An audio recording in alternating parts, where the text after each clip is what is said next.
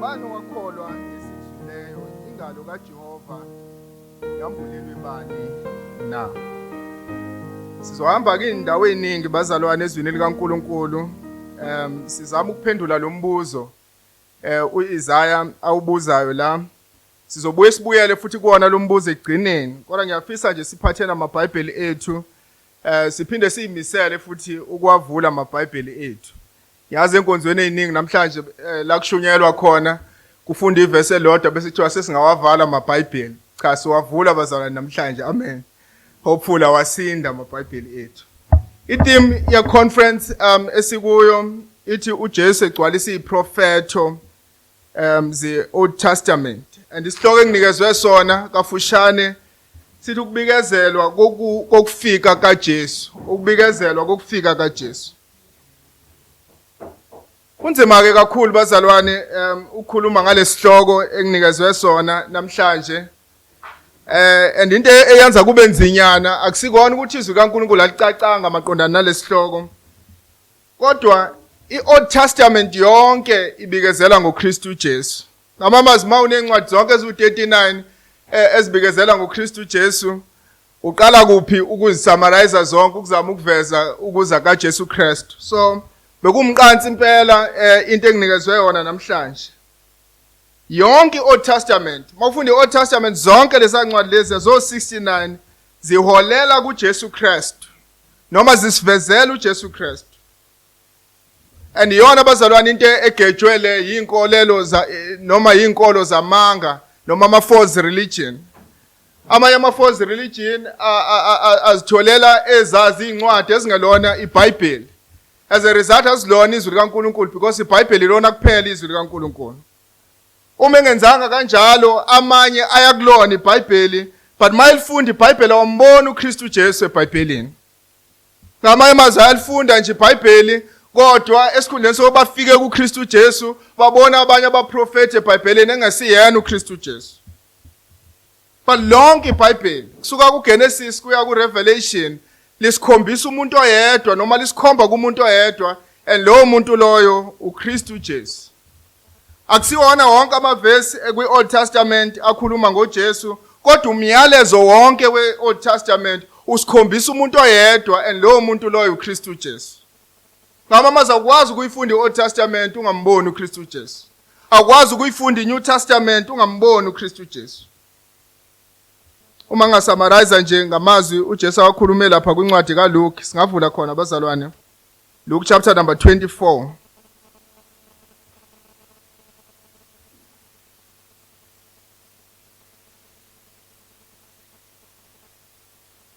uJesu ibonakalisa kubafundi bakhe kuLuke chapter number 24.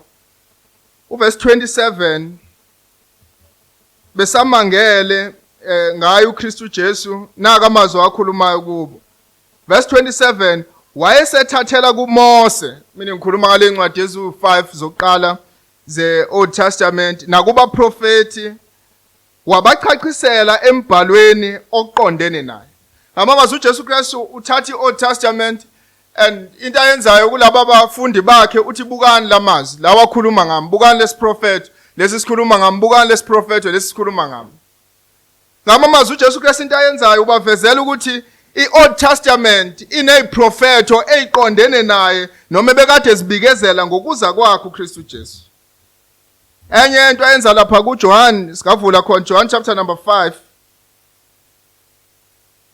Ugxeka ababhali and 90 abagxeka ngayo kuverse number 39. Uthi nihlola imibhalo ngokuba nithi ninokuphila okuphakade kuyo. Iyona efakaza ngami. John chapter 5 verse number 39. Ngamazwi uJesu Kristu uveza izinto ezimbili labazalwane. Into yokuqala uJesu asivezela yona la ukuthi umyalezo weOld Testament wonke ukhomba kuyena uJesu. But okwesibili into asivezela yona kwiOld Testament kuneziprofeto eziqondene nokuza kwakhe uJesu Kristu. Uma ungafundanga iOld Testament wabona isiprofeto esimayelana nokuza kaJesu, noma uma ungafundanga istory nje esijwayelekile kwi-Old Testament wangabona umyalezo waso uyopheleliswa kuJesu Kristu, kusho ukuthi awufundi ngendlela efanele. uJesu Kristu uyigoqa ngalamazwi, kuneziprofeti eziqondene nokuza kwakhe, noma ke ngasona isiprofeti esiqondene nokuza kwakhe, kodwa wonke umyalezo weTestament ekudala ukhomba kuMesiya ozakuza, and lowo Mesiya loyo uKristu Jesu. Uma ufunda iBhayibheli ungamtholi uKristu Jesu, awulifundi ngendlela efanele noma ngendlela ekumele silifunde ngayo iBhayibheli. Singayihlanganisa kanjani ke wonke umyalezo wezwi kaNkuluNkulu? iTestament elidala linomyalezo owodwa, lithi uyeza bese liphinde lisitshela ukuthi kungani kumele ukuthi eze. Lisikhomba kuyena, lithi uyeza likhuluma ngesimo sakhe ukuthi uyobe njani, engakabonakaliswa, limveza ukuthi uyobe umuntu onjani, likhuluma ngomsebenzi wakhe, liyawuchaza umsebenzi wakhe ukuthi uyobe njani. Lisikhombisa yena ngamamazwi, lifana nenkombandlela, lisikhomba kumuntu oyedwa, and lowo muntu loyo uKristu Jesu. INew Testament mawufunda amavangeli, ama-gospel, lencwadi eziwu-4 zokuqala kwiNew Testament, nangu umyalezo wazo, zona zithi wafika, zikhuluma ngokuzalwa kwakhe, zikhuluma ngokukhula kwakhe, zikhuluma ngemfundiso yakhe, zikhuluma ngokufa kwakhe, and ipoint elizama ukuyiveza ukuthi wafika ngempela lo wayemenyezelwe kwiTestament edala. Incwadi lezi zompostoli uPaul noPetro lesibiza ngokuthi ama-epistles, nangu umyalezo wawo wona, ukhuluma ngomphumela womsebenzi awenza. Ngamabe njengoba wafika, waphila, wafa, kwakusho ukuthini ukuphila nokufa kwakhe. Ngamamazwi ungayisamaraza ngento eyodwa, but wonke umyalezo umayelana noKristu Jesu. Ukhuluma ngebandla, ukhuluma ngempilo engcwele yabazalwane, ukhuluma ngokushumayela ivangeli, ukhuluma ngokuphila ubungcwele. Zonke lezo zinto ziwumphumela wokufika kaJesu Kristu nokufa kaJesu Kristu. Isambulo sithi uyabuya futhi. Ngamamazwi iBhayibheli lonke linomyalezo owodwa. iOld Testament iyamkhomba ithi uyeza, iNew Testament uthi ufikile wasebenza umsebenzi, iphinde uthi usabuya futhi, nazi izinto azozenza masibuya. iBhayibheli lonke lingoKristu Jesu. iBhayibheli lonke lingoKristu Jesu. Yuwanda abazalwane, abantu bashumayela kanjani bephethe iBhayibheli kodwa bengamvezi nakancane uKristu Jesu. Kwesinye isikhathi ukuthi uzilalelele nje iredio uzihambela ngomgqibelo nje ekseni okhozini uzwe fundwa amavesi, kodwa la kunoJesu khona lishintshwe igama kufakwe elinye igama. Ungalifunda kanjani iBhayibheli ungamboni uKristu Jesu? Ungaduka kanjani eBhayibhelini ungafinyeleli kuKristu Jesu? Ngoba umyalezo weBhayibheli usikhombisa umuntu oyedwa, and lowo muntu loyo uKristu Jesu, usivezela yena uKristu Jesu. Ukuza kaJesu Kristu emhlabeni kuhambisana nalezifundiso lezi, asikwazi uku-understand masinga-understand lezifundiso. Isifundiso sokuqala icebo likaNkulunkulu ngabantu. Mawufunda uGenesis 1 uverse 26 usitshela ukuthi kungani adala umuntu. Sikhuluma ngomuntu edalwa ngomfanekiso kaNkulunkulu, enikeza umyalo kubabuse phezu komhlaba. We know that verse was around verse 26 no verse number 27.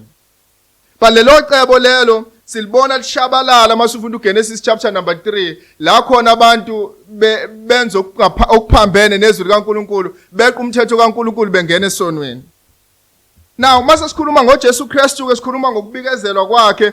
uJesu ubikezelwa njengaloyo ozile ukuzoreversa noma ukuzorestore abantu ezonweni zabo nokuzobuyisela icebo likaNkulunkulu ngabantu. Leli cebo leli uNkulunkulu abelinikezile kuGenesis chapter number 1, lawa kuGenesis chapter number 3 abantu bawele esonweni. uJesu Kristu ubikezelwa njengalowo muntu ke ozele ukuzorestore abantu abakhulule ezonweni zabo bese babuyisele ecebeni likaNkulunkulu, uNkulunkulu akade edalela abantu. Amen. Ukuza kaJesu Kristu kokuqala uma ezemhlabeni uzele ukuzoqeda isiqalekiso sesono. Abantu bebekade besezonweni, Genesis chapter number 3, ngokona komuntu oyedwa uAdam. Abantu bonke bawele esonweni, and uNkulunkulu uyabaqalekisa, uyabahlulela kuGenesis chapter number 3. And uJesu Kristu uzele lokho, uzele ukuzoqeda isiqalekiso sesono. uMateyu ekhuluma ngaye, uMateyu chapter 1 verse 21, ingilosi mayikhuluma noJosepha ithi uMaria uzokhulelwa azala umntwana bese ethi nomqamba igama lokuthi uJesu. Wayezoqanda ukuthi uJesu ngokuba uyena ozosindisa abantu bakhe ezonweni zabo. Ngamamazwi uzele imission eyodwa ama eza kokuqala, uzelwe ukuzo reverse curse bese alethe isibusiso kubantu. Uze kubantu abayizoni, uzokwenza ukuthi abantu akade bemonile uNkulunkulu bathethelelwe, uzoqeda ngesiqalekiso sesona. Uzathi uGalatia chapter 3 verse number 13, uKristu wasihlenga kuphi? Esiqalekisweni. Ngokuba yena uKristu Jesu waphenduka waba isiqalekiso ukuze asihlenge thina esiqalekisweni esasikade sikuso. And wawenza lo msebenzi bazalwane. Abazalwane bazokhuluma ngawo, abazobe bekhuluma ngokufa kaKristu Jesu. Wakwenza lokho wakuphelelisa. But ukuza kwesibili kaJesu Kristu kuzobuyisela abantu ecebeni likaNkulunkulu. Akwanele ukuthi uJesu Kristu uzile ukuze abantu baphume esiqalekisweni baxolelwe izono babe sesibusisweni sikaNkulunkulu. Uyabuya futhi and mayisebuya uzobuyisela ukubusa kwabantu. Uzoma yena njengenkosi abuse nalabo sebethethelelwe izono. Amen. Ngifisa siwabheke lamazwi bazalwane kancane. Singavula kuGenesis chapter number 1.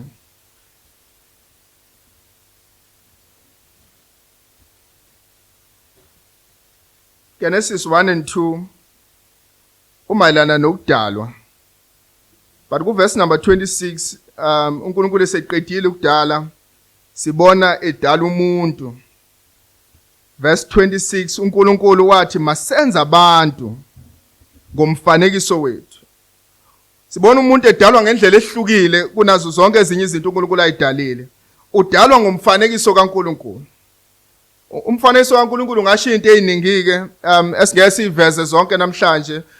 Ungasho ukuthi abantu bane will njengoNkulunkulu enentando, abantu bakwazi ukuphila babe nobudlelwano njengalokhu uNkulunkulu ebuthathwini enobudlelwano. Abantu uNkulunkulu ubenzile wabanikeza ingunaphakade ukuthi baphile ingunaphakade njengalokhu uNkulunkulu enokuphila ingunaphakade kuyena uqobo. Ngamanye amazwi abantu benziwe baba nezimpawu zikaNkulunkulu kubona, bahluka nezilwane nezinkomo nayo yonke into. But why uNkulunkulu abantu ebadale ngalendlela le? Ubadale ukuze abanike itask ethile. Wathi masethe masenza abantu ngomfanekiso wabo basifuze besebenze njani? Babuse phezu komhlaba. Ngamamazwi uNkulunkulu ubanikeza into eyodwa abantu, nina nizorepresenta mina, nizophilela mina, kodwa nayi itask enginikeza yona, nizobusa phezu kwa yonke creation. Nizobusa phezu kwenkomo nezitshalo nezilwane na yonke into edaliweyo. Icebo likaNkulunkulu ngabantu bekade ukuthi abantu babe ngama representatives kaNkulunkulu emhlabeni. But abantu baphuma ecebeni. Genesis chapter number 3 siyasazi story. Owesifazane wakhohliswa inyoka, mayisekhohlisekile wawela esonweni. And yini enzeka umuntu esekhohlisekile wawela esonweni? Kwaba khona unqamuka kobudlelwano phakathi komuntu noNkulunkulu, kwaba khona unqamuka kobudlelwano phakathi kwabantu. Ngisho imvelo uNkulunkulu ayebanikile ukuthi bayilime engadini. Leyo mvelo leyo kwathiwa sebezosebenza kanzima, izobavezela ameva manje, bazosebenza kanzima, basebenze ngezithukuthuku. Ngamamazwi sesivezela ukuthi lagunya uNkulunkulu akade banikezele wona lokuthi babuse alisekho, seligunya elinjengokuba liphuciwe kubona abantu. Ngamamazwi abantu balahlekelwa ukubusa kwabo, abantu balahlekelwa ubungcwele babo, kwaqala manje kubona kwaphila isono. Baqala lela gunya uNkulunkulu akade banikezele wona lokuthi babuse phezu kwezinto zonke lalahleka. But umbuzo uthi ngabe icebo likaNkulunkulu lihlulekile? Ngabe ngokuhluleka komuntu necebo likaNkulunkulu lihlulekile? Sibona later on iminyaka isihambile, indoda ebizwa ngokuthi uDavid sibhala iHubo chapter number 8. Lela Hubo chapter number 8 icula ngale yantu uNkulunkulu ayinikeza abantu uGenesis chapter number 1. Sikafunda khona abazalwane kumaHubo chapter number 8. Lithini leculo leli kumhulu okuhlabelela ngegititi iHubo likaDavid. Jehova Nkosi yethu, igama lakho liyababazeka kangaka emhlabeni wonke. Wena owabeka inkazimulo yakhe ezulwini. Verse number 2, ngomlomo wezingane nowabancelayo wagqilisa amandla ngenxa yabamelene nawo, ukuba uthulise izitha nophindisayo. Verse number 3, lapho ngibuka izulu lakho, umsebenzi wemino yakho, inyanga nezinkanyezo ozimisileyo. Ngamamazi uDavid engathi ubuyela back uGenesis chapter number 1. ucula manje ucula ngecreation noma ngemvelo kaNkuluNkulu. uNkulunkulu zingakanani izinto oyidalile. Ngamamazi uma uNkulunkulu edale izinkanyezi, wadala ibhakabhaka, wadala izintaba namagquma, wadala izilwandle na yonke into oyibonayo. Kusho ukuthi lo uNkulunkulu odale yonke into omngakanani lo uNkulunkulu. Kusho ukuthi lo uNkulunkulu mangibuka ama-galaxies, ngibuka yonke into ediscover science, ngibuka zonke izinto uNkulunkulu ayidalile, ngibuka imihosha namanzi amakhulu, ngibuka konke ukuduma nomoya nayo yonke into. uNkulunkulu odale yonke lento engaka, the wonders of the world. Kusho ukuthi mngakanani lo uNkulunkulu. Besathi lo uNkulunkulu ongaka lo, kuverse number 4, umuntu yini ukuba umkhumbule, nendodana yomuntu ukuba uyinake na. Ngamamazi uNkulunkulu umudale noma umuntu ungamkhathanisa nemvelo nje edaliwe, umuntu ungamkhathanisa nentaba, umuntu mncane kangakanani kunentaba. Umuntu ungamkhathanisa nelanga, umuntu mncane kangakanani kunelanga. Umuntu ungamkhathanisa nezilwandle, umuntu uyini. Ngamamazi umuntu uma ungambheka unjengentuthwane ehambayo kuyo yonke into uNkulunkulu ayidalile. But umbuzo uDavid asibuza wona la, uyini pho umuntu kuba umnaki? Uyini umuntu kuba bungamkhumbula? Lento bazalwane ayikho ngobukhulu bomuntu, kodwa ngokuphakama kaNkulunkulu okwazi ukuthatha into encane ngelutho akwazi ukuyisebenzisa. Ngamamazi uDavid ubuka abantu, ubuka indlela uNkulunkulu abasebenzise ngayo abantu, uthi ngempela uNkulunkulu mkhulu uma ekwazi ukusebenzisa abantu abancane kangaka ukwenza izinto ezinkulu kangaka. Verse 5 uthi wamenza waba ngaphansana kaNkulunkulu. Ngesikhathi uNkulunkulu emdala umuntu wambeka ngaphasi kwakhe, wamqhelisa ngenkazimulo nangobukhosi, wamenza abe ngumbusi phezu kwemisebenzi yakhe. Nali icebo likaNkulunkulu. Ngamamazi uDavid ubuyisa lona lecebo likaNkulunkulu. Uthe uNkulunkulu esedale yonke into, the wonders of the world, esedale zonke lezi zinto esizibonayo, wasedala into encane njengomuntu, wayibeka phezu kwezinto azidalile uNkulunkulu, wasethini kuyona? Busa. That's why sibona abantu bakha amabhanoyi bagibele kona bahambe emkhathini. Bakwenza kanjani bebancane kangaka abantu? That's why sibona abantu bakha izindlu ezinkulu, izitezi, banyukele phezulu bohlala khona ephezulu. Bakha izinto ezingaphezulu ngisho kwabo. uNkulunkulu uyenze kanjani lento ukuthi athathe umuntu omncane kangaka amenze abuse umhlaba noma enze into ezinkulu kangaka? Ingoba uNkulunkulu befuna ukuveza ubukhulu bakhe. Ngama masifunda lamazwi kuGenesis chapter number 8, sikhumbula abantu bazalwane, sikhumbula uGenesis 1. Ngamamazwi uyasikhumbuza uDavid ukuthi alikashabalali icebo likaNkulunkulu, nakuba nonile, nakuba niphile esonweni ningasaphilo kaNkulunkulu, nakuba nilahlile imvelo kaNkulunkulu, nakuba nilahlile icebo uNkulunkulu anikeze lona, kodwa icebo likaNkulunkulu lingevinjwa. Amen. But umbuzo uthi lizobuyela kanjani leli cebo? Lizobuyiswa kanjani? Hebrew ishilo bazana ngathi sovula nje impela.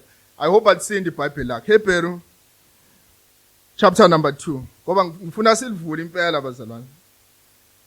Siyeni khona ukuze sibone lezi zinto, ungathi umfundisi uthe. Hebrew chapter number 2.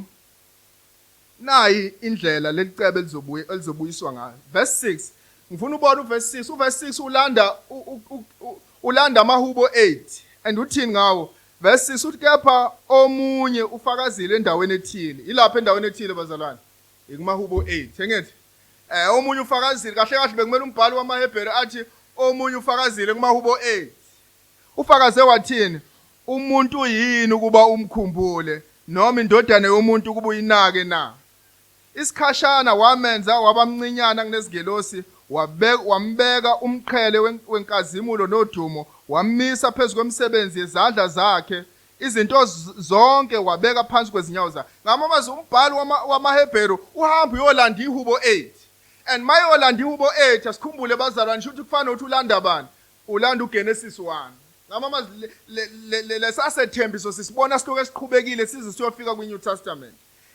Lento yenza ukuthi lesasethembiso siloku esilandwa sivezela into eyodwa ngaso lesasethembiso, alikakashabalali icebo likaNkulunkulu. But izobuyela kanjani kubantu? Verse number 8.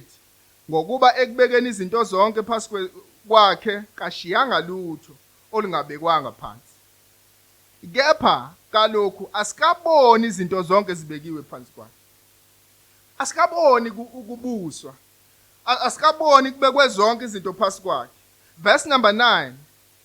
kodwa siyambona owenziwe wabamncinyane isikhashana kuney'ngilosi uJesu, ebekiwe umqhele wenkazimulo nodumo ngenxa yokuhlupheka kokufa, ukuze ngomusa kaNkulunkulu ezwe ukufa ngenxa yabo bonke. Ngama sinazi izinto ezimbili umbhalo wamaHebheru ayivezayo, asikaboni abantu bebusa, kodwa sesiyambona owenziwe waba inkosi. Nakuba lenkosi ingakabusi, kodwa sesiyayibona lenkosi sibekiwe. Ngama le nkosi sivele isikraniwe, yanikeza umqhele wobukhosi, isibekiwe esihlalweni sobukhosi. Kodwa sikaboni izinto zonke zibekiwe phansi kwenyawo zayo. Amen. Ngamazi naye bazalwane into esiyibona kulama verse kuHebrew chapter number 2. Into esiyibona kuHebrew chapter number 2 ukuthi uJesu Kristu uyena umuntu ozobuyisela abantu kwiposition uNkulunkulu ayabanikeze yona.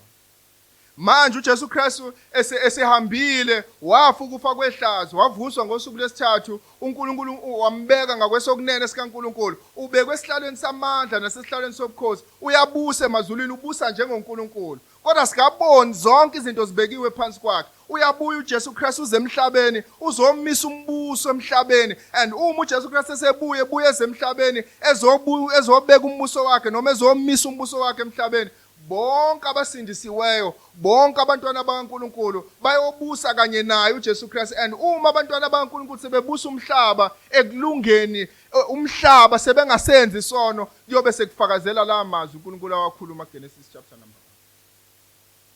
This is a clear map izwi kaNkulunkulu esinikeza lona.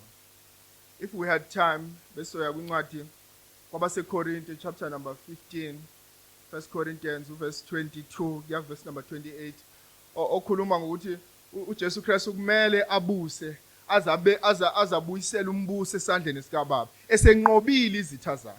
Ngamamazi uJesu Kristu kulowo mission loyo, ukwimission othi anqobe zonke izitha, abuse phezu komhlaba, bese thatha umbuso ubuyisele esandleni sikaBaba. I wish we had time ukuhamba wonke lawo mavesi. But ekufikeni kaJesu Kristu kokuqala, uJesu ezemhlabeni ugcwalise zonke iprofeto ezimayelana nokuqeda isiqalekiso sesono.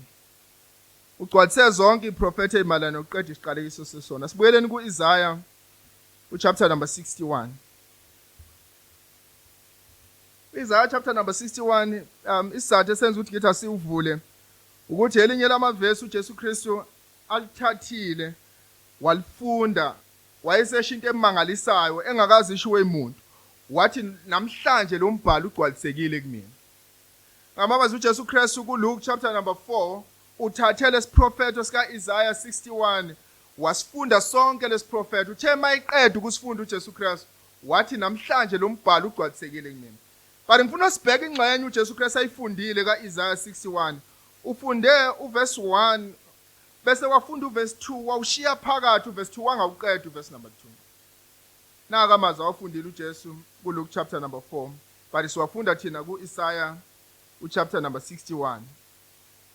Umoya wenkosi uphezu kwami ngokuba uJehova ungigcobile ukuba ngishumayele izindaba ezinhle kwabathotshisiweyo, ungithumele ukubopha abanhliziyo ezaphukileyo, nokumemezela ukukhululwa kwabathunjwa, nokuvulela kweziboshwe etilongweni, ngimemezela umnyaka womusa kaJehova. Ufundela amazwi lawa wase wawashiya phakathi. Masingawabheka lamazwi lawa akhuluma ngento eyodwa, akhuluma ngomsebenzi uJesu Kristu abezela ukuzowenza emhlabeni. Akhulunywa ngokuriveswa kwesiqalekiso, akhuluma ngokurestore kwabantu bekhishwe ezonweni, akhuluma ngako konke lokhu uJesu Kristu abezokwenza uma efika kokuqala. But naka amazwi uJesu Kristu angazange wafunda. The second part ka verse number 2 uthi nosuku lokuphindisela likaNkulunkulu wethu ngiduduze bonke abalilayo. Ngamamazi uthi uJesu ngisazela ukuzosindisa kodwa ngiyabuya ngizophindisela. Mayifunda lesiprofethi ethi namhlanje lo mbhalo ugcwalisekile ukhuluma ngaloko abezokwenza kwi-first coming yakhe, but akasho lutho ngejudgment. I'm not coming as a judge, angizile njengomahluleli, ngize njengomsindisi, ngizosindisa abantu. Jesu wafika abazalwane enteke masingabeka kanjalo, ezelwe ngowesifazane trapped enyameni, ekhathale lamba oma, izathi mayichaza athi ngimnene, fundani kimi ngokuba mina ngimnene. Wafika edelelekile, zalwa ngisho emzini odelelekile enjengohluphekileyo. Why uJesu Kristu wafike kanjalo? Wafika ukuze azosindisa abantu ezonweni. Kodwa mayibuya uJesu Kristu akazubuya kanjalo. Incwadi yamaHubo chapter number 2 ithi izobe ebusa ngentonga yensimbi. Yini intonga yensimbi? Insimbi esuka iphathwa bese ushaye ngazo zonke izitsha zobumba. Ngamamazi insimbi ephihlizayo. Mawungathatha insimbi enkulu bese uhamba ufike ezitsheni zobumbu lokuziphihliza zonke ngayinye. Incwadi yamaHubo mayichaza indlela azobusa ngayo umhlaba, ithi uzobebusa ngentonga yensimbi. Ngamamazi uzobuya ephihliza. Uzobuya enforce umbuso wakhe emhlabeni. Uzobuya njengenkosi erulayo nenkosi ebusayo phezulu komhlaba. But mayifika koqala ubefika ezosindisa, ubefika ezodela ukuphila kwakho, uzabuya kuthabathe, ubefika ezosikhulula ezonweni zethu ukuze masikholwa kuye, sikholwa kuye njengobani? Njenganenkosi nomsindisi, ngoba usebekiwe njengamanje waba inkosi. Usemisiwe waba inkosi phezulu komhlaba. Ingakho umbhalo wamaHebheru ethi kodwa sikaboni zonke izinto zibekiwe phansi kwenyawo zakhe. Kodwa inkosi sikhona kodwa ayikakabusi ngenkani phezulu komhlaba. Mina sababona abantu bemathaveni nomi kanjani. Sababona abanye bebambelele incingweni behleba nomi kanjani. Sababona abanye bephuma ama-out beyolala la ngamele balale khona. Sababona abanye bebribe bekhipha imali yabo bebribe. Kodwa sikhona inkosi yenkazimulo.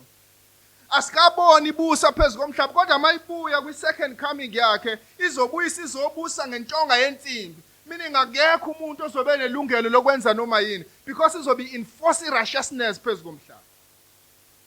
So masikhuluma ngoJesu Kristu sikhuluma ngaleyo nkosi leyo. I know sometimes masikhuluma ngoJesu Kristu sincenga abantu njengomzalwane esezwa ngaye sinofowethu Norman owayekade ehamba elandela omunye umzalwane elokuthi Jesus loves you man. Jesus loves you man. Sometimes masishumela ngoJesu Kristu sishumela engathi sishumela lo muntu oweak ohamba encenga abantu noma bengafuni ukuthi wozani eloke bancenga engazi ukuthi bonke abantu benzela umusa uJesu Kristu. Masikhuluma ngoJesu Kristu sikhuluma ngenkosi esivele secrowniwe iphezulu kwesihlalo sobukhosi. Uyayikhethela wena noma uyayilalela manje kube ukusindiswa noma uyarebella bese kubuyeni kwakhe enforce righteousness yayo bese kuba ukulahlwa ngunaphakade. Ngamabazi masikhuluma ngoJesu Kristu we are talking about the King of Kings. Masithi inkosi yamakhosi isho ukuthi inkosi ezobusa umhlaba wonke, ibuse wonke amakhosi akhona, imisa ugovernment phezulu komhlaba. Amen.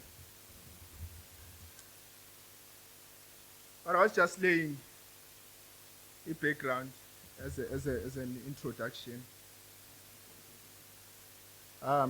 Sibhekile ukuthi umyalezo weTestament edala ukhomba kuJesu Kristu. Lo sibiza ukuthi Christotelic. Umyalezo weTestament edala upheleliswa kuJesu. Ifika ixoxa indaba kungathi Jesu akekho kodwa isiphetho saleyo ndaba kuba uJesu. Ngamamazi it doesn't mean mofika kumele uzuthatha ithombe uthi ithempeli limveza kanje uJesu into asilishintshe iBhayibheli sikhuluma ngethempeli bese lithi kodwa ithempeli eliphelele elizayo uJesu Kristu. Ngamamazi umyalezo ophelele noma iOld Testament iyayixoxa indaba kodwa ukuphelela kwayo kuJesu Kristu. Sakhuluma ngokuza kwakhe uJesu okuhlukene kabili. Sithi masibheka iprofeto khona ezikhuluma ngokuza kwakhe ezozalwa uMaria apha esiphambanweni. Kukhona ezikhuluma ngokubuya kwakhe sezomisa umbuso emhlabeni. Ukuza kwakhe kabili. And ukuza kwakhe kwesibili noma ukuza kwakhe kokuqala bekade kuzoqeda isiqalekiso sesona. Umuntu wona waqalekiso. So ukuza kwakhe kokuqala bekuzoqeda isiqalekiso. But ukuza kwakhe kwesibili kuzobuyisela icebo likaNkuluNkulu alinikeza abantu uGenesis chapter number 1. But into engifuna sibheke kule mzuzu embalwa esele ukuthi ngifuna sibheke kahle iprofeto ebekade zibikezela ukuza kwakhe kokuqala. Iprofeto ebekade zibikezela ukuza kwakhe kokuqala. Ngama siyakwazi ukubuka iOld Testament bese sithi uyena lo. Siphinde sibuke esinye sithi uye lo futhi. Siphinde sibuke esinye sithi uye futhi nalo. Esoqala ngifisa siqale kuso uGenesis chapter number 3 uverse 15. Genesis chapter number 3 uverse number 15. Yini verse of Genesis chapter 3 verse number 15 uveza ukuthi umsindisi akakabizwa ngegama uJesu nakuba thina sesazi ukuthi uJesu lekhulunywa ngaye la. Kodwa umsindisi uyoba indoda eyovela ngowesifazane. Umsindisi uyoba indoda eyovela ngowesifazane. Siyasazi ke sonke istory sika Genesis chapter number 3. And njalo masifunda ku Genesis chapter number 3 into esijwayele ukuyibheka sijwayele ukubheka ukuwela kwabantu esonweni. Ukuthi uEva wadla kanjani wanika kanjani uAdam abantu bawela kanjani esonweni. And into esibili esijwayele ukuyibheka masifunda uGenesis 3 sijwayele ukubheka isahlulelo. Abantu bahlulelwa kanjani abesifazane baze basho ukuthi ukube akwenzakalanga lokhu kaGenesis 3 ngabe sibeletha kahle nathi masibeletha abantwana. Ngamazi izona izinto esijwayele ukuzibheka lesi but namhlanje ngifuna sobheka into ehlukile. Ngifuna sobheka umusa kaNkulunkulu wambulwa Genesis 3. Umusa kaNkulunkulu wambulwa Genesis 3. Into yenza abantu babalise njalo mabefunda uGenesis 3 kube ngazi ukuthi uNkulunkulu wayebaqindezela. Indaba kwathiwa siyosebenza kanzima. Indaba kwathiwa siyozala kabuhlungu. Kube ngazi ukuthi uNkulunkulu was somehow unfair kuGenesis chapter number 3 wenza isijeziso sabanzima kakhulu kuGenesis chapter 3. Ngamazi yona into esijwayele ukuyibheka masibheka uGenesis chapter number 3. Abanye baze bathi uNkulunkulu usho ukuthi ujaja harsh noma uNkulunkulu harsh ngendlela ajaja ngayo. Abanye baze bamblame uNkulunkulu. uNkulunkulu wayazi ukuthi uEva uyodla noAdam uyodla wabavumelelana ukuthi badle. Yabo we sometimes read uGenesis chapter number 3 see point esengazi ukuthi sikhomba yena uNkulunkulu. Wayenzelana lento uNkulunkulu? Waswiselana uNkulunkulu ubhlungu ongaka? uNkulunkulu usijeziselana kangaka? Let me tell you bazalwane. Into enza sifunda uGenesis 3 bese sicabange kanjalo one ukuthi asibazi ububi besono ukuthi isono sibi kangakanani. But okwesibili asikwazi ukulunga kaNkulunkulu nobulungiswa kaNkulunkulu ukuthi bukhulu kangakanani. Uma besibazi ububi besono sibazi nobulungiswa bukaNkulunkulu besiyokwazi ukuthi into uNkulunkulu ayikhuluma kuGenesis chapter number 3 is nothing compared into okwakumele yenzeke kuAdam noEva. Akulutho mawucabanga ukuthi njengoba sesisebenza kanzima kusho ukuthi uNkulunkulu wenza okukhulu kuGenesis chapter number 3 noma njengaloko abesifazane bebeletha kabuhlungu kusho ukuthi uNkulunkulu wenza okukhulu. We know nothing about the judgment kaNkulunkulu. Yini ekade ifanele ijudgment kaNkulunkulu? Chapter 2 verse number 17. Nadla niyokufa nokufa. Into ekade ifanele abantu Genesis chapter number 3 ukufa ongunaphakade. That's why umunye umzalwane obizwa ukuthi uArcis Pral wathi ebuzwa yona imibuzo efana nale wase wavenane wangenwa ulaka olugodle. What's wrong with you people? Yini kahle kahle inkinga yini? Why? Because into esayithola lapha ayisondeli nakancane kwinto esasikade siyideserve. Noma sikasebenza kanzima sijuluka masisebenza noma ngenzakalani but into eyenzeka lapha ayisondeli nakancane kwinto esasiyideserve. Into esasiyideserve lapha ukufa ongunaphakade esikogweni. Ngamamazi uNkulunkulu ngesikhathi uAdam noEva bona kwakumele abathathe same time uAdam noEva abaphose esikogweni ingunaphakade. But baphila usuku olulandelayo baphila nolunye usuku baphila nolunye usuku. Amamazi we see God's grace. Nakuba bafa spiritual nakuba kwangena ukufa ukuthi bazofa eventually but loka abafanga same time azange bafe ngesikhathi benza isono uNkulunkulu. But nango omunye umusa esiubonayo. Ku verse number 21 Genesis chapter number 3 iBhayibheli iveza ukuthi uNkulunkulu wabakhela izambatho njengalokho babekade behambaze uNkulunkulu wabenzela uAdam nomkakhe iziphuku wabembathisa. Again that's grace kaNkulunkulu. Nango omunye umusa kaNkulunkulu ku verse 22 kuya verse number 24 uNkulunkulu wabaxosha ensimini wathi abahamba ukuze bangadle emthini okuphila baphila ingunaphakade esonweni. Sifunda lapho ku verse 22 kuya ku verse number 24 uJehova uNkulunkulu bheka uAdam usenjengomunye wethu uyakwazi okuhle nokubi kepha manje makangeluli isandla sakhe athathe nakumuthi okuphila adla aphile kuze kube phakade. Ngamamazwi abaxosha uNkulunkulu ensimini.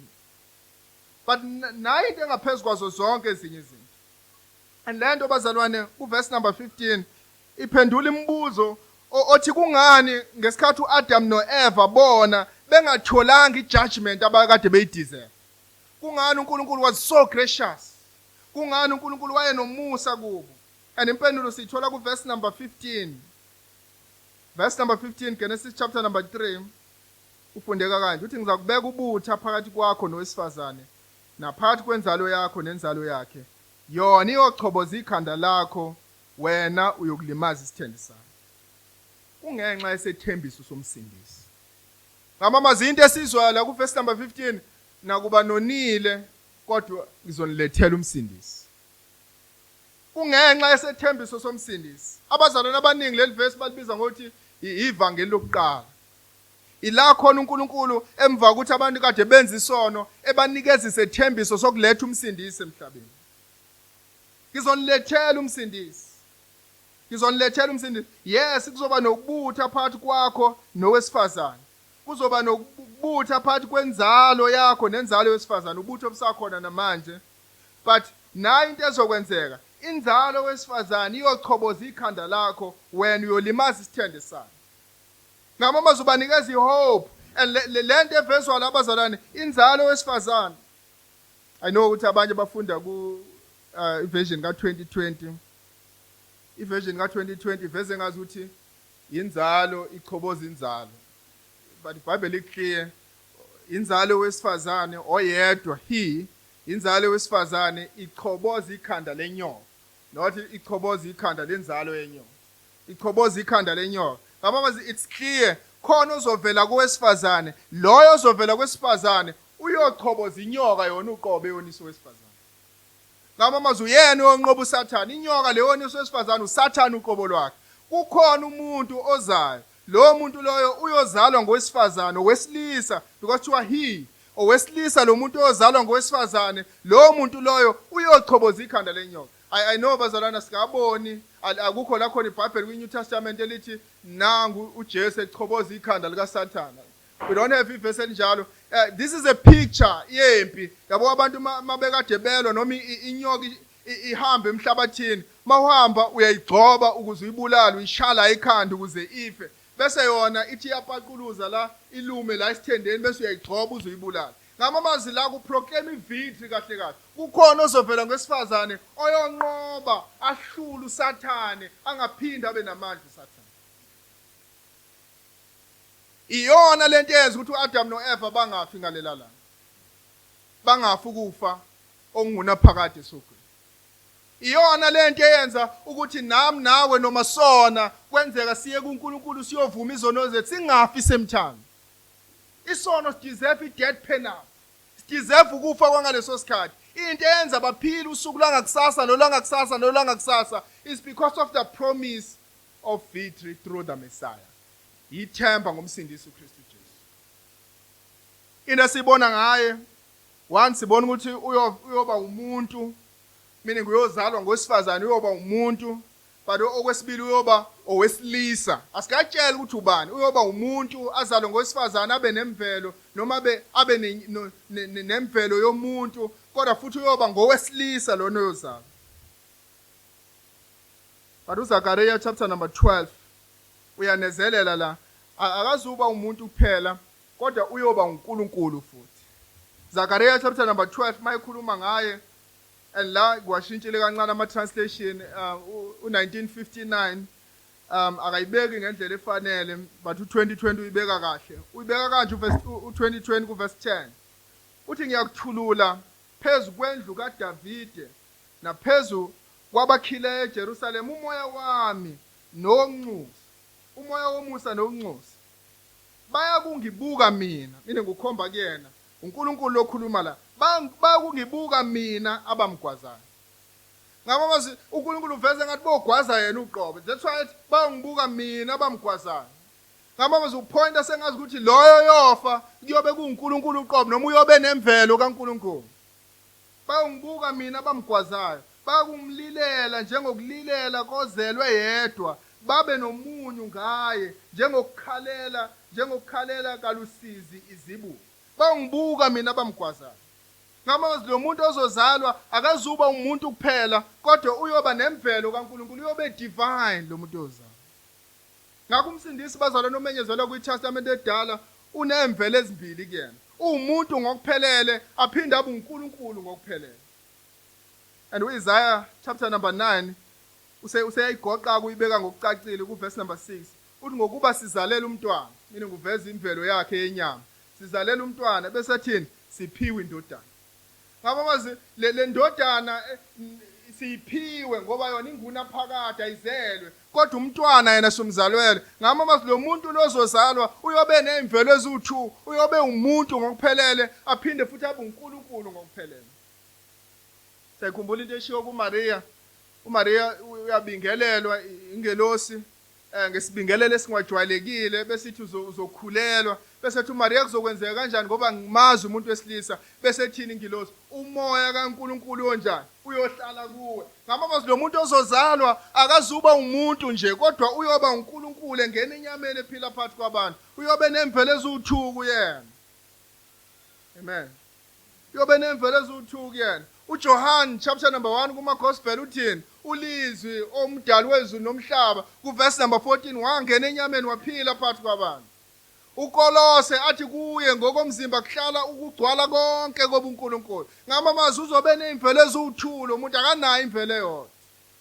But ibona kuyini lento Old Testament isipointa kuyena uJesu Kristu. Uyobe ewumuntu eyindoda kodwa futhi ebuNkulunkulu. Uyobe kuhlangene imvelo eziwu2. Bekumele bazalwane ukuthi abe umuntu ukuze afele izono zabantu, bekumele futhi ukuthi abe uNkulunkulu ukuze abe ngongenacala. Romans chapter 4 verse 25 uthi ngokufa kwakhe uJesu Kristu washayeka isithembu. Ngamamazi ngesikhathi uJesu Kristu efa masingapictureisha le ndaba yempi kunjengokuthi uSathane wayekade etinyela isithende sakhe ngoba uJesu Kristu wafa wangena ethuneni. But ngokuvuka kwakhe uJesu Kristu uJesu wayehlifiza ikhanda likaSathane. You think about this. It's like uSathane ma uJesu Kristu efa bekungenzeka ukuthi uSathane ngale parable noma ngale sithombe esinikezwe kuGenesis chapter 3 verse 15 wayetshela ukuthi utinyele kuJesu Kristu. But uJesu Kristu mayevuka he was just victorious. Cabanga mawuthi unqobile and then vumbu nangu lo muntu okade umbulela. uJesu Kristu wavuka as a victorious king, wavuka njengaloyo onqobileyo. Njengaloyo onqobileyo.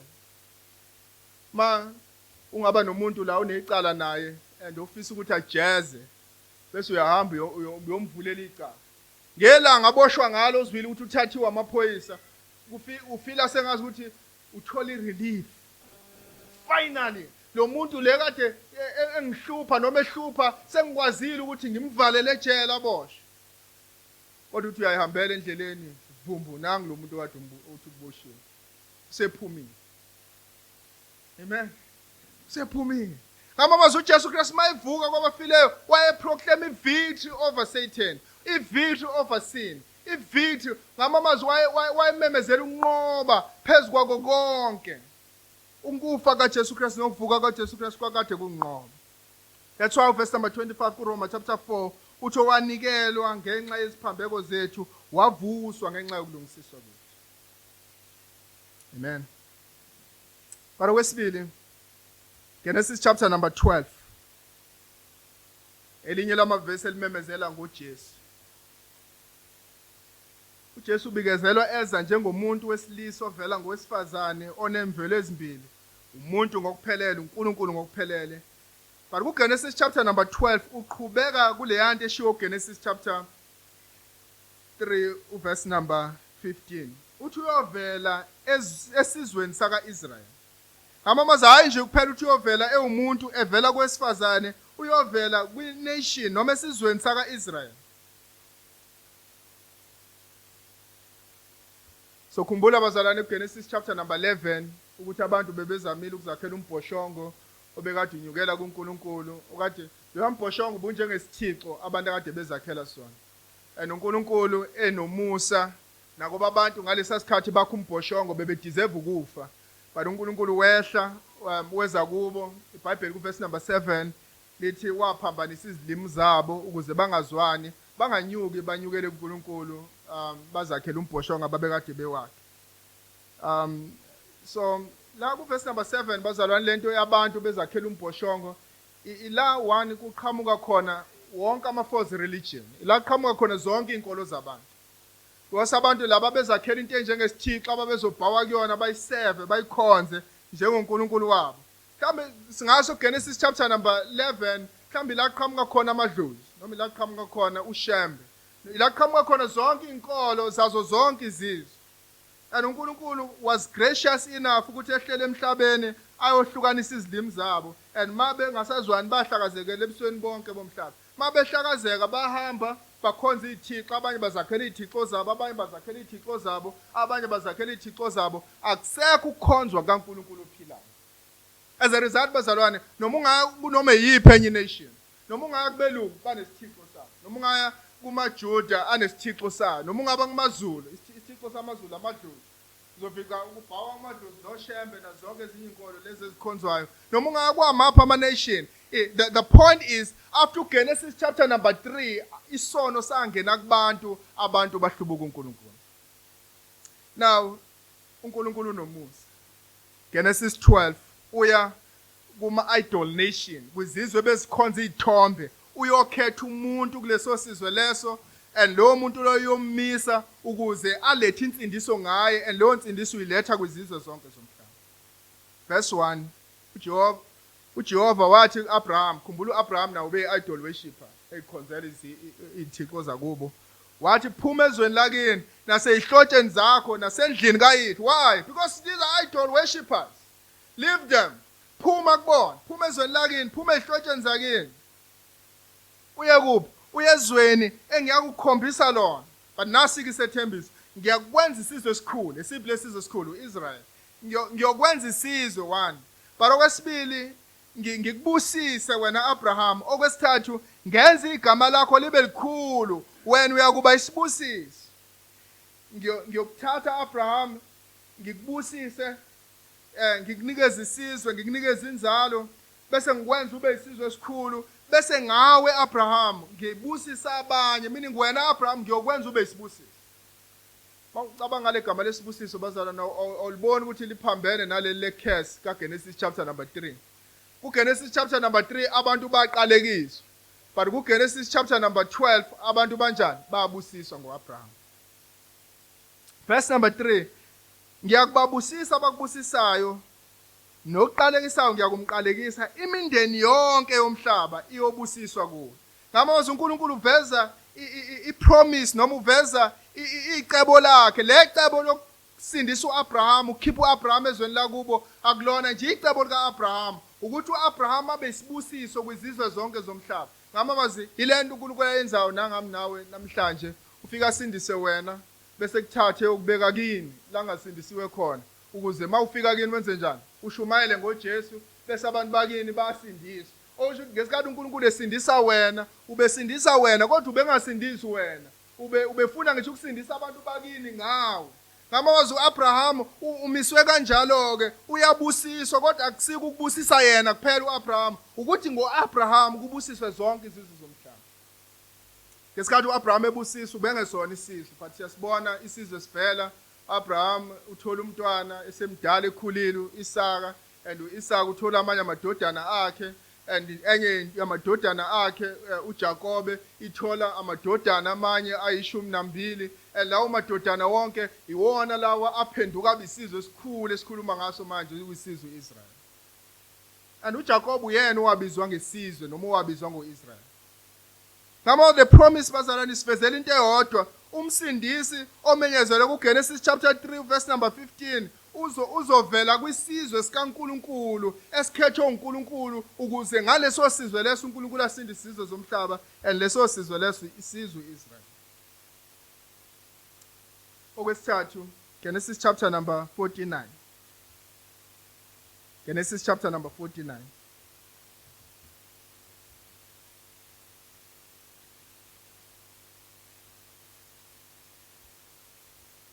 uJesu uyoba indoda ewumuntu evela kowesifazane enemvelo ezibili kaNkulunkulu neyomuntu, kodwa uyoqhamuka esizweni uIsrayeli okuyisizwe sikaNkulunkulu esikhethela ukusindisa izizwe zomhlaba.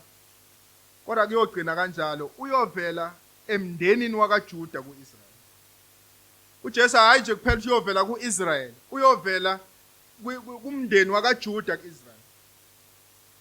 Siyazi ukuthi uJakob ubenamadodana awu-12 kodwa enye yamadodana akhe bekade kuJuda.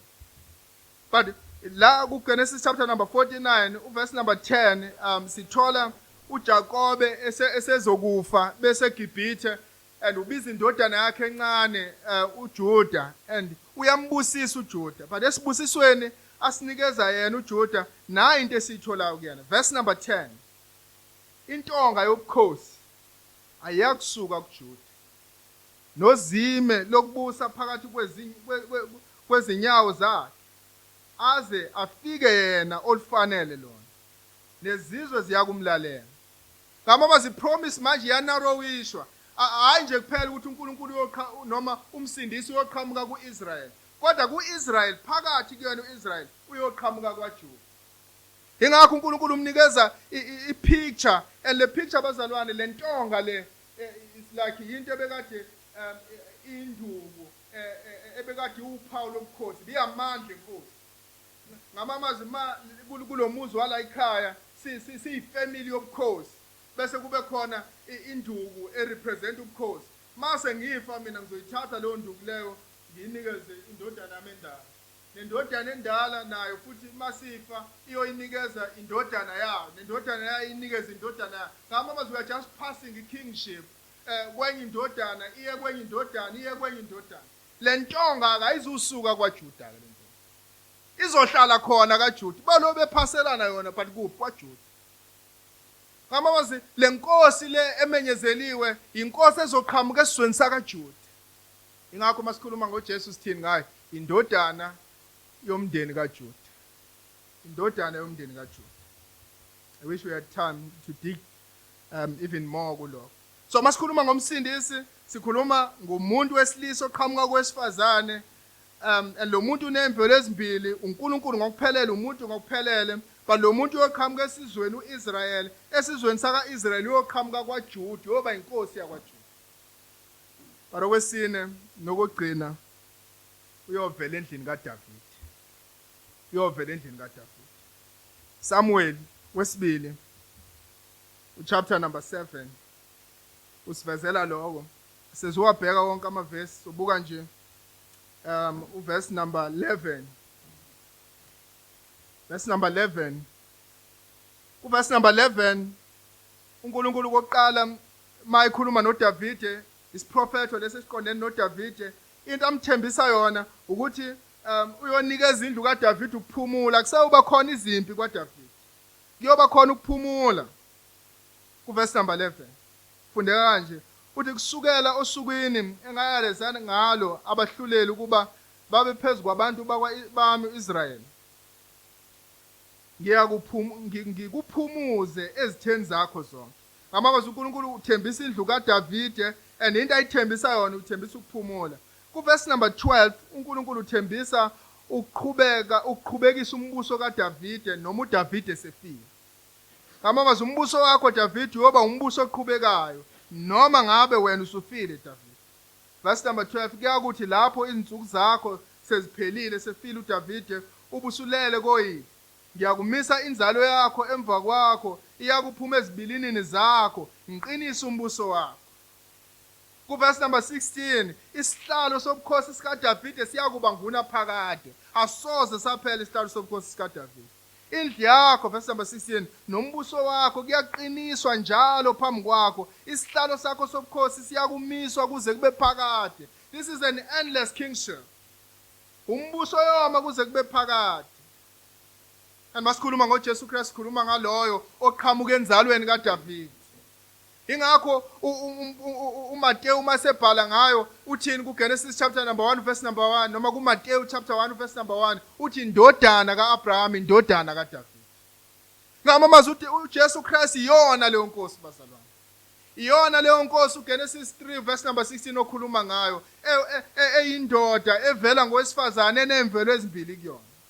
uJesu Kristu iyona leyo nkosi leyo ezovela esizweni sakaIsrael. uJesu Kristu iyona leyo nkosi leyo ezoqhamuka enzalweni noma esizweni sakwaJuda. uJesu Kristu iyona leyo nkosi uDavide athenjiswa yona. iyona leyo nkosi enombuso onganqamuko yoba kuze kube ingunaphakade. This is Jesus Christ. Isithembiso sonqoba esinikezwe kuGenesis chapter 3 verse number 15 isona lesesiqhubeka ngoAbraham, siqhubeke ngoJuda, siqhubeke ngoDavid size siyofika kuyena uJesu Kristu. Ingakho ngifuna sivale ngawo lamazwi esivule ngawo Isaiah chapter number 53 verse number 1. Isaiah chapter number 53 verse number 1. Ngubani owakholwa ngesikuzwileyo? Ubani okholiwe na? Ubani okholiwe? Ingalo kaJehova yambulelwe bani na? Umbuzo lo bazalwane kumele ukuthi uphendule namhlanje. Lo mbuzo lo, umbuzo laba uJesu Kristu afikile wazambula kubona ezelwe ngowesifazane, uMaria ezalwe ekhula kaJuda. Umbuzo bekumele ukuthi bawuphendule lo mbuzo. Ubani okholwayo uma ebheka uJesu Kristu ukuthi uyena lo? Ubani okholwayo mayibuka uJesu Kristu seyithule yonke report. Waveza uJesu Kristu kwizigaba ngezigaba. Eveziwe uJesu Kristu abaprofeti bonke bepointwe kubona. Ubani othe mayibonakala bathi uyena lo? Obani abangazange bangabaze abathema bezibuka zonke lempawu sigcwaliseka kumuntu oyedwa bathi uyena loya muntu loya. Unfortunately bazalwane uIsrael mawumbheka uJesu Kristu wamphika wathi akuyena umsindisi wethu. Zigcwalisekile zonke lempawu lezi. Uyena indodana uIsaiah 6 akhulume ngayo noma uIsaiah 9 akhulume ngayo. Uyena loyo uIsaiah chapter number 11 akhulume ngayo oyoqhamuka empandeni kaDavid. Uyena loyo uIsaiah chapter number 53 akhulume ngayo oyofa efela izono zabantu ahlupheka ukuhlupheka kwehlazo. Zigcwalisekile zonke lezi zinto lezi kodwa uIsrael wathi mawumbheka uJesu Kristu wamphika wathi akusiyena uMesiya. Ingakho uIsaiah ebuza lo mbuzo lo, ubani ozothi mayimbheka lo ebheka iziprofethi ze-Old Testament ezibuka za-unfold esinye phezu kwesinye zigcwaliseka kumuntu oyedwa besame ngokuqiniseka athi uyena ngempela lo. Obani abakwenzile lokho abapostoli abawu-12 akade benoJesu Kristu ngesikhathi bembuka uJesu Kristu babeloke bethika kwi-Old Testament. Bebuka into eyodwa bethika kwi-Old Testament. Bebuka enye into bethika kwi-Old Testament. Ingakho uMateyu uma esebhala ulandithe i-Old Testament uyibeka la uthi indodana kaAbraham, indodana kaDavid ukhuluma ngoJesu Kristu. Why uMateyu ekhuluma kanjalo? Because uMateyu uma embheka uJesu Kristu ubuka zonke izithembiso ze-Old Testament zigcwaliseka kuyena and akangabazi ukuthi uyena lo. Ingakho umpostoli Paul akhulume ngaye athi uyena owaphenduka isiqalekiso ukuze kuyena sithole isibusiso. Ingoba uma embheka uJesu Kristu ubheka loyo uGenesis chapter number 3 verse 15 akhuluma ngayo oyo reverse isiqalekiso esangena ngesono kusika-Adam. Ngama mazima embuka uthi uyena lo. Uyena lo. Bambuka ngokungangabazi bathi uyena lo. But nangu umbuzo engifuna ukubuza kuthina sonke bazalwane. Uma umbuka uJesu Kristu ubona bani? Ngabe ubona yena? Bazalwane uyena. Uyena. Uyena ngempela uJesu Kristu. Akekho omunye omesha zonke lezi. Akekho omunye kuba prophet omesha zonke lezi. Akekho omunye kumakhosi omhlaba omesha zonke lezi. Akekho omunye ozalweni lakini omesha zonke lezi. Ngama basibazalwane uyena lo esingakwazi ukushiya ukuphila kwethu sibambelele kuyena. Uyena lo esingakwazi ukushiya imndeni yethu sibambelele kuyena. Uyena lo esingakwazi ukushiya amadlozi akithi sibambelele kuyena. Uyena lo esingakwazi ukushiya zonke izinto zobukhazi ikhazi nobumnandi bakulelizwe sibambelele kuyena. uJesu Kristu uyena Nkosi yesethembiso ezo reverse curse yesono kubantu. Zonke ezinye izinkolo zigeje eceleni shaya eceleni. Zonke ezinye izinkolo azikwazi ukupointa, azikwazi ukuyithola right le. Ingakho ungakwazi ukukhonza kwezinye izinkolo kodwa ungasiyeki isono uqhubeke nesono. Okwabona amadoda kwezinye izinkolo anenkani azalwe wodwa shane ngezitulo enkonzweni. Owabona amakhosikazi akwezinye izinkolo anenkani ingakho ehlebana kanje aze alwa bambane ngengubo. ngamamazi lezi ezinye inkolo nakuba zine promise ethile kodwa azikwazi ukuyigcwalisa ipromise yokukhulula abantu ezonweni. Munye abathi abantu mabona kuGenesis chapter number 3 wakhonjwa, and lowo muntu lo uJesu Christ. Ingakho ezigcwalise zonke izithembiso kade zikhuluma ngayo. Ngamamazi basana singakwazi ukumbuka uJesu Christ bese sithi inkosi yethu iwumuntu oyindoda evela kowesifazane enemvelo ezibili, umuntu ngokuphelele, uNkulunkulu ngokuphelele. Ingakho masibuka inkosi yethu uJesu Christ singathi ethi inkosi ayona umZulu ngokwenyama, iuIsrael ngokwenyama. Ngoba uIsrael isizwe sikaNkulunkulu sikusho singabi namahloni. Ingakho le yethi inkosi masiyibuka singathi ethi umJuda, ngoba yathenjiswa ukuthi uyoqhamuka esizweni sakaJuda. Ingakho le yethi inkosi masiyibuka sithi le yethi inkosi ivele enzalweni kaDavid ngokwenyama. Ingakho le yethi inkosi masiyibuka sithi le yethi yahlupheka ukufa kwehlazo esiphambanweni, isafarisha ngenxa yezono zabantu ukuze ngokukholwa egameni labantu bonke basindiswe. Ingakho sikwazi ukuya ngisho ePhasikeni siyo celebrate ukufa kaJesu. Abanye babuze bathi celebrate kanjani ukufa komuntu? Celebrate ngoba kugcwalisa zonke izithembiso zeTestament elidala. And lezo zithembiso zazimalana nokukhululwa kwabantu ezonweni. Lezo zethembiso zazimalana nokukhululwa kwami nawe ezonweni. Lezo zethembiso zakho zimalana nokukhululwa kwawonke ama-nations ezonweni. Zazimalana nokukhululwa kwabantu abamnyama ezonweni. Zazimalana nokukhululwa kwamaSulumane ezonweni. Zazimalana nokukhululwa kwabelungu ezonweni. Zazimalana nokukhululwa kwamaNdiya ezonweni. Zazimalana nokukhululwa kwabantu bonke ezonweni. Ayikho inkosi engakwazi ukwenza lo msebenzi, uJesu Kristu kuphela. Funa simbuke namhlanje size kuyena ngokhona. Uthina abazalwane sesiphendukile ezonweni. Asibeni nokubonga okungaphezi ukuthi sambone. Ithema imbulu ingalo kaNkulunkulu, le ngalo akhuluma ngayo Isaiah, ingalo ezocaphuna abantu bakhulula abantu abahelpless, ababenge bakwazi ukuzisindisa. uNkulunkulu walula isandla sakhe wazosikhipha egubheni kwesono. Le ngalo le uJesu Christ ubizwa ngengalo kaNkulunkulu. Yambulelwe bani le ngalo kaNkulunkulu? Le kwazi ukufika kubantu beweak bengakwazi ukuyeka izono ngokwabo. Ifike ibatakule ezoneni ibanikeza amandla okuphuma ezoneni. Ubani le ngalo kaNkulunkulu? The right hand of God. uJesu Christ le ngalo kaNkulunkulu. Uzathi uNkulunkulu isandla sikaJehova sifinyeziwe kube sikesindisa. Ngamabazi le ngalo kaNkulunkulu inamandla, and igama lawo le ngalo kaNkulunkulu uJesu Christ iyahlwithana ikwazi ukukhipha umuntu ezoneni. Ngabe ustrugglisha nesono namhlanje? Nangu uJesu. Ingalo kaNkulunkulu ufuna vele labantu abahelpless. And hayi ukuthi bahelpless kuphela, bazazi ukuthi babuthakathaka, bazazi ukuthi bahluleka. But le ngalo kaNkulunkulu iyakwazi ukubahlwitha abantu ezonweni. But namhlanje akwazi ukuma bese uthi uyizwile ingalo kaNkulunkulu ikuthinta kodwa usaphila ezonweni. Akwazi ukuma ungawashiyanga amadlozi, uthi uyizwile ingalo kaNkulunkulu. Akwazi ukuma ungawushiyanga, hayi ungashiyanga izono zakho bese uthi uyizwile ingalo kaNkulunkulu. Uma uyizwile ingalo kaNkulunkulu uyaphuma ezonweni, ngoba le ngalo kaNkulunkulu ifika kumuntu obuthakathaka oweak bese iyamtakula ezonweni zakhe. Nginibizela kuyena uJesu Kristu. Uyithemba lezizwe zonke, uyithemba labantu bonke, uyinsindiso yomhlaba wonke. Ngiyacela sikhuleke. Siyakubonga uNkulunkulu wethu ngosilethela umsindisi uKristu Jesu, ukuba ngaye sindiswe.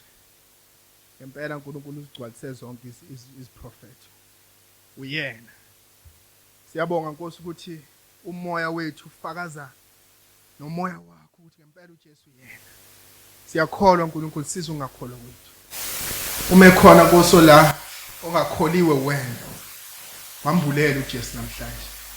Menza akholwe uJesu asindiswe. Siyacela lo igama lenkosi yethu Jesu. Amen.